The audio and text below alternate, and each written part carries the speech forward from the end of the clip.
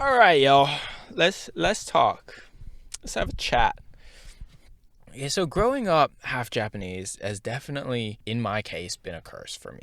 Just to give you a little bit of context, I'm half Japanese, half Australian. I spent most of my childhood moving from country to country, but Japan has always been a sort of constant for me. So I would always go back on my summer breaks, my winter breaks, and I even ended up spending about 2 years in a local public school there. And so I think I have quite a bit of experience to tell you why being half Japanese is kind of a curse.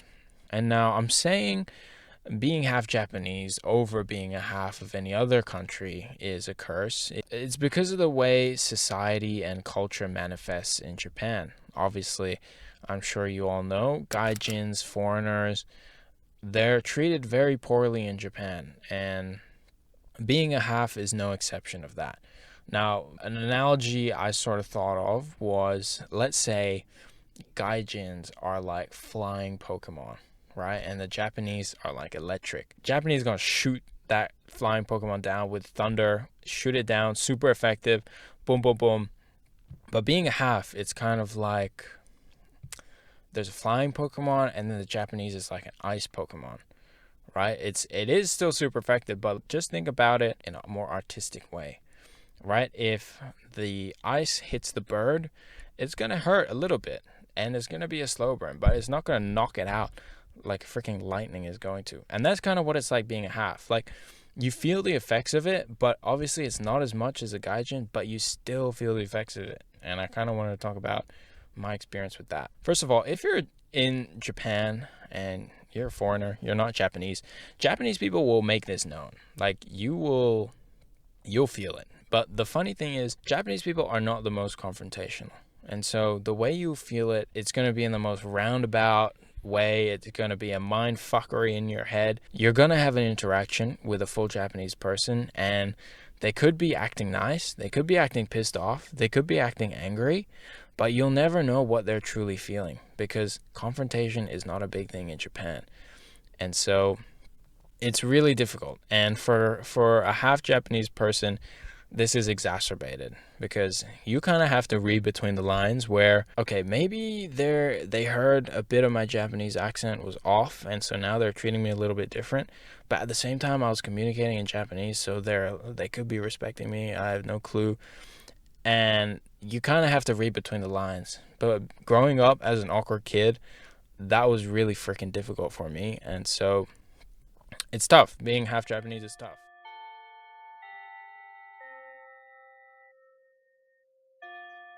Now, going into school life in Japan, that was definitely an awakening moment for me when I realized, oh, being half Japanese is not that good.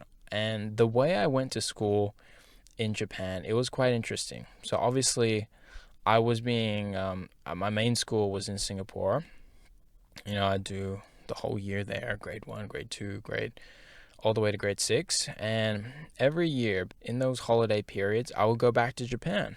And my mom, thinking me as a child, what would be the best way for me to enjoy my holiday, she said, all right, let's put you in school in Japan. And obviously at the time I hated that. I just wanted to play on my Nintendo DS, but my mom was making me go to school, and I hated it back then. Obviously, I look back at it now. I do cherish those memories. It was a very formative period in my childhood, and I do respect that. But back then, I hated it, and let me tell you why. So I would obviously be going back, and I would only be in that school for about a month, and then I'll come out, and I'll come back in, and then I'll come out, and then I'll go back in, and I'll come out. And so I was constantly in and out, and it would be the same kids that I would see every year, but obviously they'll grow a year, and I'll come back in a year's time.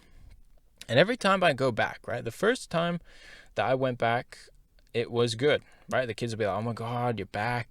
Yo, teach me something in Japanese, teach me something in English. What does this compare? Yada, yada. It was good. And I was experiencing a lot of positive racism. They were interested in me because I was from a different country.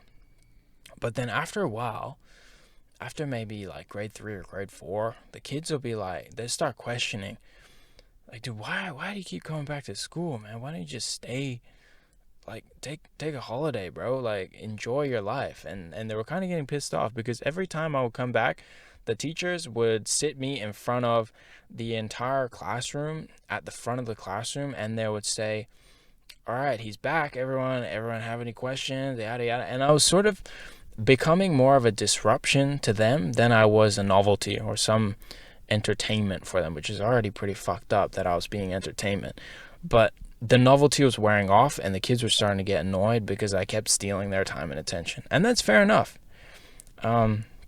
But yeah, I kept going back. My mom kind of made me keep going back. And obviously, I did have a few really good friends, but it was freaking tough, man. And I really felt like being half Japanese is sort of a curse in that moment. Now, outside of school, in culture, and in the general society, being a half Japanese can also be a blessing or a curse. Now, a lot of it in Japan is based off how you look, how you act, and how you fit in society. Obviously, for me, I was lucky enough, I look a little bit more Japanese than some halves, and so I can kind of pass. But in the cases where you don't look Japanese, you are just another gaijin to them until you start speaking in Japanese or proving that you can speak in Japanese without an accent. You'll get treated differently. And so it's pretty difficult to break that barrier. Now, where I live at the moment in Australia, I think being a half Japanese can be a good thing, and it can also be a bad thing. Obviously, Australia is a predominantly white country. It is still very multicultural, but I'd say overall it's still quite majority white. And my workplace is no different from that, right? It's pretty much wall-to-wall mayonnaise. It is quite a white workplace. And I feel like there's some things that I just don't quite fit in with at work. Like, I don't really care about sports, especially Australian sports. I do not give shit. And so when my coworkers talk about this, I'm just kind of sitting there and I'm thinking about, you know, I'm thinking about gaming, or I'm thinking about these nerdy things, or I'm thinking about anime, thinking about manga. Like, I think there's a lot of things that I don't resonate with white culture as well. And so a lot of times being a half, it doesn't really matter which country it is, but you sort of do feel a big identity crisis. And that's kind of where I am with my half Japanese, half Australian self. Now, look, don't get me wrong. I think being half Japanese, there's a lot of good that comes with it, right? Obviously, I kind of have a lifetime access of being able to go back to Japan. I can live in Japan if I wanted to. Probably wouldn't work there, but I think that's another topic for another video.